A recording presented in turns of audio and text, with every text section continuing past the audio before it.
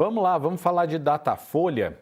O Datafolha soltou, o Datafolha fez uma pesquisa agora, por esses dias, e essa pesquisa foi realizada entre a terça-feira e a quarta-feira dessa semana, os dias 29 e 30, fez uma série de perguntas e uma das perguntas, um extrato dessa pesquisa que saiu agora à tarde, foi sobre a avaliação do governo Lula. As pessoas que dizem que o governo é ruim ou péssimo eram 40% em junho e se mantiveram em 40% agora em julho. As pessoas que diziam que o governo é regular eram 31% em junho e isso oscilou agora para 29% em julho, dentro da margem de erro, que é de 2 pontos para mais ou para menos. E as pessoas que dizem que o governo é ótimo ou bom eram 28% em junho e oscilaram para 29% em julho. Portanto, o resultado é basicamente a reprovação ao governo ficou estagnada em 40% e a aprovação ao governo subiu 1 ponto, foi para 29% agora em julho. Agora, Leandro, vou começar por você. Existia uma expectativa do governo de que, com toda essa questão envolvendo o governo Trump, o tarifaço, as sanções ao Alexandre de Moraes, a defesa que o presidente Lula fez do Brasil, num tom mais nacionalista, defendendo a soberania nacional, havia uma expectativa do Palácio do Planalto de que isso pudesse se refletir numa pesquisa como essa do Datafolha, melhorando um pouco a aprovação do governo e reduzindo a desaprovação. Não foi isso que aconteceu. Você consegue, de alguma forma, traçar aí alguma explicação para esse fenômeno? Pois é, Mauro, não foi o que aconteceu, né? A gente tinha ali uma expectativa instalada de que esses índices poderiam melhorar para o governo, dado o embate que ele tem travado aí com Donald Trump, dado a questão do tarifaço, das sanções, mas a gente percebe que o governo não foi capaz de capitalizar para si, né, esse enfrentamento, né? Então a gente precisa tentar examinar algumas lógicas e entender melhor. Uma primeira lógica pode passar pelo fato de que as pessoas não conectem exatamente uma coisa a outra. Quer dizer, eu não estou achando que esse ato de Donald Trump e o discurso do governo, de alguma forma, faça com que a minha avaliação do governo melhore, né? Então, eu posso separar essas duas coisas em duas caixinhas diferentes. Eu posso concordar ou discordar com aquilo que está sendo feito no âmbito internacional pelo Donald Trump, mas eu não acho que isso impacta a minha avaliação do governo. Essa é uma possibilidade. Uma segunda possibilidade está instalada é a ideia de que o governo não foi capaz de dar uma resposta à altura de Donald Trump e por isso as pessoas não o avaliam de maneira mais positiva dado esse enfrentamento. Então também pode haver aí uma certa rejeição com relação à maneira como o governo encarou, se portou, até como ele foi responsável para alguns pelo que está acontecendo nesse momento. Então essa é uma segunda possibilidade. E uma terceira possibilidade é aquele diagnóstico que o governo já vinha trazendo de um tempo, a dificuldade de comunicar, né? A dificuldade de levar aí ao público a envergadura desse problema. Quer dizer, muita gente pode ainda não ter sentido esse problema na pele, e isso é bem verdade também. As tarifas, primeiro, não foram instaladas, segundo, quando elas forem instauradas, elas não atingirão todos os setores, a gente já viu que tem uma longa lista de exceções. Terceiro, elas levam um tempo para, de fato, causar algum impacto no cotidiano, no dia a dia, na vida do brasileiro. Isso faz com que, de alguma forma, se o governo não comunica bem à população o tamanho do problema que está aí para ser enfrentado, pode ser que a população ainda não tenha sentido esse problema e, portanto, não tenha também sido capaz de examinar aí uma possível reação do atual governo com relação a essas tarifas. Então, assim, há um rol de possibilidades. É difícil a gente traçar cenários sobre o que não foi, né? Sobre o que foi já é difícil. Sobre o que não foi torna-se ainda mais complicado. Mas acho que essas são algumas possibilidades de a gente não ter identificado qualquer mudança nesse Datafolha de um mês para o outro, dado toda essa hecatombe aí que a gente tem assistido nos últimos dias com relação ao tarifaço. Esses dados que eu dei dizem respeito à avaliação do governo. O Datafolha também perguntou sobre a aprovação das pessoas em relação ao trabalho do presidente Lula. E aí, as pessoas que desaprovam o trabalho do Lula se mantiveram em 50% em relação à pesquisa de junho. As pessoas que aprovam também se mantiveram em 46%. Quer dizer, não mudou nada em relação à pesquisa anterior. O presidente Lula, o trabalho do presidente Lula continua com uma desaprovação superior à aprovação. Juliana, eu acho que um pouco da expectativa que se tinha sobre aí talvez uma melhora na percepção da atuação do governo viesse do que a gente andou vendo nas redes sociais. O governo mais ativo nas redes sociais, os comentários nas redes sociais mais favoráveis ao governo, mas como a gente está percebendo, isso não se traduziu aqui na pesquisa do Datafolha. Queria te ouvir também sobre isso. Então, Mauro, para ser muito honesta com você e com o Leandro, eu não tinha expectativa nenhuma de melhora a partir disso, tá?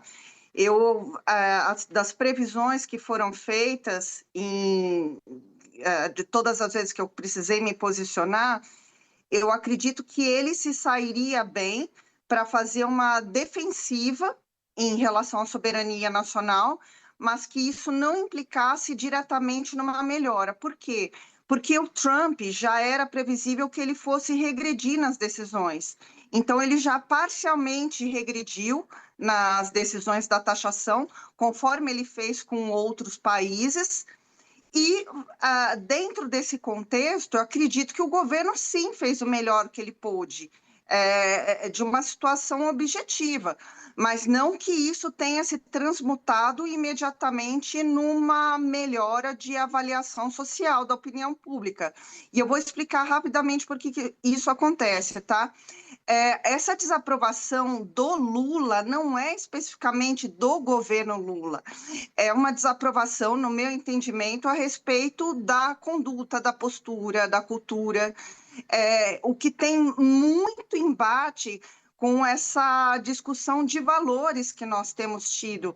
Então, nós saímos de uma arena de narrativas e de disputa, especificamente econômica, para uma arena de disputa de valores. Então, é por isso que essa avaliação também não aumentou nesse momento. E eu acho que o governo não errou.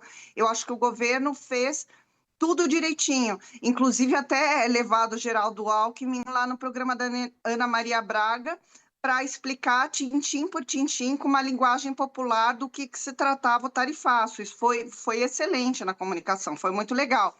Agora, tanto é que não é um problema econômico, né, como a disputa do século passado, em que direita e esquerda brigavam pelo poder e a soberania econômica, porque a esquerda hoje, eu preciso lembrar para vocês que é elite, né? A esquerda, os progressistas são elite, então o poder econômico ele está equiparado, é uma disputa de valores. Tanto é que não foi isso que a Embraer, a partir do momento em que o governo declarou a isenção de impostos na Embraer, ela disparou no mercado financeiro.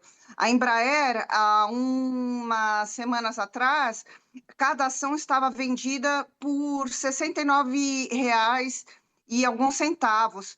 Ela disparou, dias atrás, para mais de R$ 80,00. Então, isso mostra, inclusive, o índice de confiabilidade na própria empresa e do mercado econômico para a empresa. Então, o governo, no campo econômico, nesse sentido, ele fez bem. A guerra agora é ideológica e de comportamento e que a opinião pública ainda não aceita. Juliana, só que o Datafolha, eu acho muito interessante, queria te ouvir um pouquinho mais sobre essa colocação que você fez a respeito da esquerda e a elite, né? Porque o Datafolha destaca, e aí para mim não é surpresa, que a avaliação mais positiva do governo está nos campos dos menos instruídos e dos nordestinos. E a desaprovação está nos grupos de classe média baixa, os mais ricos, os evangélicos, os moradores do sul do país, a classe mais instruída e também quem tem de 35 a 44 anos.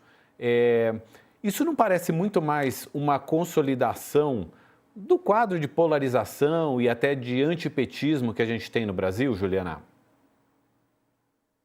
Não sei, Mauro, eu acredito que a gente esteja ainda num momento de transformação.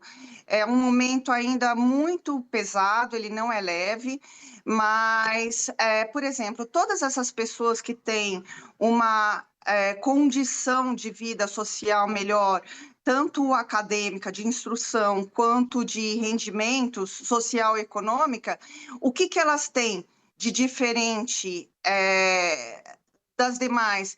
Elas têm mais autonomia, elas têm mais acesso a outras informações, a outro conhecimento, elas não precisam ficar na discussão do pobre contra ricos, por exemplo, que é uma conversa que parte, não é toda, a esquerda brasileira insiste em manter, pobre contra ricos, isso não existe mais. A esquerda, ela é absolutamente rica, em todo o mundo, não é só a esquerda brasileira, o PT é um dos maiores partidos do mundo. Os partidos de esquerda, eles são riquíssimos. Não existe isso. Eles mantiveram a narrativa de pobre contra ricos. Nesse sentido, quem é mais fácil arregimentar para essa narrativa? É a pessoa que tem mais autonomia econômica e social e mais conhecimento, ou é a pessoa que tem menos? E tem gratidão até pelo que o governo do PT fez em relação ao Nordeste, né? Da promoção do desenvolvimento, porque isso foi real. Então, é assim, é como se fosse uma dependência emocional a partir de uma narrativa. Enquanto o PT, e eu digo PT porque é o maior partido de esquerda brasileiro da atualidade, né? O que tem mais força no executivo. Não mudar a narrativa dessa do pobre contra ricos, ele nunca, isso eu afirmo assim com precisão, de 20 anos trabalhando nesse mercado da política e da comunicação política. Ele nunca vai arregimentar um grupo maior do que ele já tem consolidado. Ele sempre vai nutrir dependentes emocionais dessa narrativa, de gente que precisa realmente do recurso e não entende que eles estão no tete-a-tete com o poder econômico vigente.